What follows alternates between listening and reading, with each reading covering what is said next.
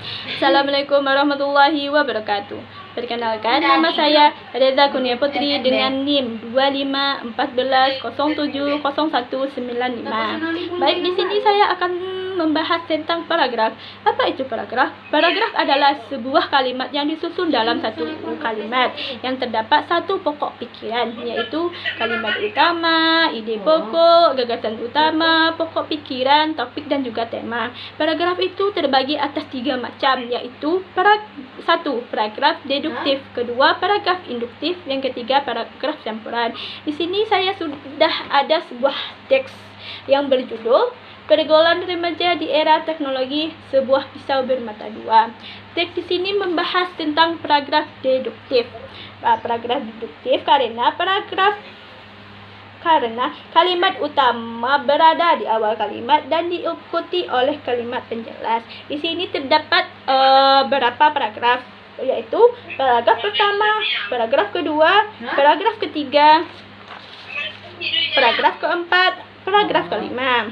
Selanjutnya, paragraf tujuan. Paragraf tujuan itu terbagi atas 5. 1. Paragraf narasi, kedua eksposisi, ketiga argumentasi, keempat persuasi, kelima deskripsi. Di sini sudah ada beberapa paragraf. Yang pertama, paragraf narasi. Di dalam teks ini tidak terdapat paragraf narasi karena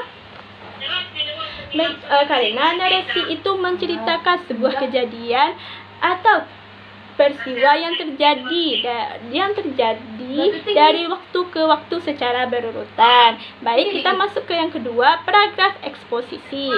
Eksposisi ini terdapat di paragraf pertama, kedua, yaitu era digital telah mengubah lanskap pergaulan remaja secara fundamental. Jika dahulu interaksi sosial dibatasi oleh ruang dan waktu, kini remaja dapat terhubung dengan siapa saja dari berbagai belahan dunia hanya melalui genggaman tangan. Kemudahan akses internet dan maraknya platform media sosial menjadi katalis utama dalam transformasi ini. Remaja masa kini tidak hanya berinteraksi dengan teman sebaya di sekolah atau lingkungan rumah, tetapi juga membangun komunitas virtual berdasarkan minat yang sama. Hal ini menciptakan dinamika pergaulan yang jauh lebih kompleks dan luas. Karena itu, dapat disimpulkan bahwa teknologi telah membentuk sebuah ekosistem peluangan baru yang sama sekali berbeda dari generasi sebelumnya. Ekosistem ini menawarkan peluang sekaligus tantangan yang harus disikapi dengan bijak.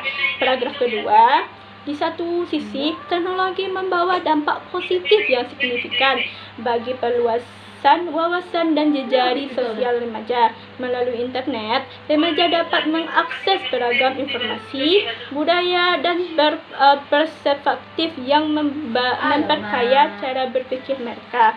Platform seperti ini aplikasi belajar online atau forum diskusi memungkinkan mereka untuk berkolaborasi dan menimpah ilmu tanpa batas.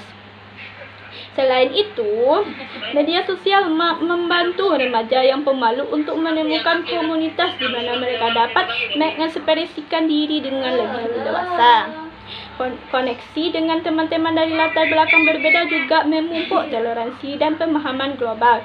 Demikian, teknologi berperan sebagai jendela dunia yang membuka peluang untuk mengembang diri dan empati sosial. Paragraf yang ketiga, argumentasi. Argumentasi itu terdapat di paragraf ketiga dan paragraf keempat. Paragraf ketiga. Namun, di balik dampak positifnya, pergaulan di era teknologi juga menyimpan ancaman serius yang tidak boleh diabaikan. Salah satu bahaya terbesar adalah cyberbullying, di mana remaja dapat menjadi pelaku atau korban dari tindakan perundungan di dunia maya. Ruang digital yang tanpa batas juga memudahkan remaja terpapar konten negatif seperti ujar kebencian, hoaks, dan materi pornografi. Lebih lanjutnya, kecanduan gawai dapat menyebabkan isolasi sosial di dunia nyata dan mengganggu kesehatan mental. Intensitas interaksi virtual yang tinggi seringkali mengikis kemampuan komunikasi tanpa muka secara langsung. Oleh karena itu, lingkungan yang seharusnya aman justru berpotensi menjadi racun bagi pengembangan psikologi remaja. Paragraf keempat, menghadapi realitas ini, peran orang tua dan pendidikan menjadi kunci dalam membimbing remaja menyikapi dinamika pergaulan modern. Orang tua tidak dapat lagi hanya melarang, tetapi juga berperan sebagai fasilitator dan teman diskusi yang membangun. Literasi digital, termasuk cara mengenali informasi palsu dan etika berinteraksi online, harus menjadi kurikulum wajib di rumah dan sekolah. Dialog terbuka tentang bahaya dan manfaat teknologi perlu terus dilakukan untuk membangun kesadaran kritis.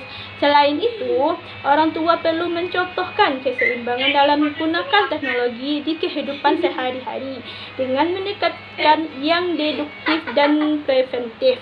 Remaja dapat dilengkapi dengan imun untuk navigasi ruang digital dengan aman. Masuk yang keempat, persuasif. Persuasif ini terdapat di paragraf terakhir, yaitu paragraf kelima. Yaitu kesimpulannya, pergaulan remaja di era teknologi adalah sebuah fenomena paradoksal yang penuh dengan kontraksi. Di satu pihak, teknologi adalah alat ampuh untuk memperluas horizon dan memperkaya pengalaman yang sosial. Di pihak lain, ia adalah gerbang yang rentan terhadap berbagai ancaman psikologi dan sosial. Masa depan kesehatan sosial remaja tidak terletak pada penolakan terhadap teknologi, melainkan pada kemampuan untuk mendayagunakannya secara cerdas dan bertanggung jawab. Kolaborasi yang solid antara remaja, keluarga, sekolah, dan masyarakat mutlak diperlukan. Hanya dengan keseimbangan inilah remaja dapat berteman dengan teknologi tanpa harus terjerumus dalam sisi gelap. Yang kelima yaitu paragraf deskripsi. Paragraf deskripsi ini kita ambil dari paragraf pertama, yaitu remaja dapat terhubung dengan siapa saja dari berbagai belahan dunia hanya melalui genggaman tangan. Baik, sekian pembahasan saya tentang paragraf. Assalamualaikum, terima kasih. Assalamualaikum warahmatullahi wabarakatuh.